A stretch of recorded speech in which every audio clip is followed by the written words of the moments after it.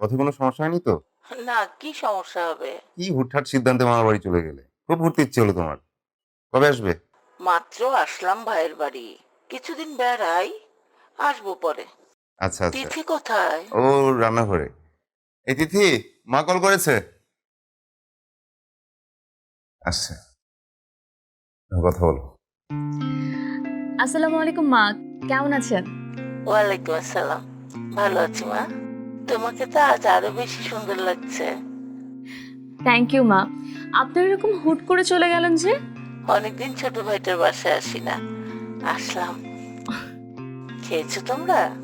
হ্যাঁ মা, ওই যে আমি নাস্তা বানাচ্ছিলাম, আমি এখনই আমরা খেয়ে নেব। আপনারা খেয়েছেন? মাত্র আসলাম, ফ্রেশ হবো তারপর খাবো। রাখি এখন মা। মা, আপনাদের খেয়াল রেখেন। আচ্ছা মা শোনো শোনো, বাবাকে বের হতে দিও না, তার তো আবার ঘোরাঘুরি অভ্যেস। আচ্ছা। আচ্ছা।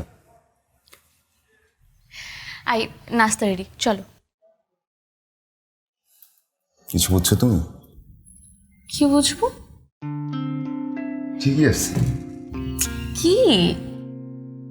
মেয়ের একটু দেরি করেই বোঝে। মা বাবা মামার বাড়িতে গেছেন আমাদের বাসাটা ফাঁকা করে দেওয়ার জন্য, তাই তো? তুমি বুঝছো? বাহ, এই তো আমার দ্রুত বোঝার বউ।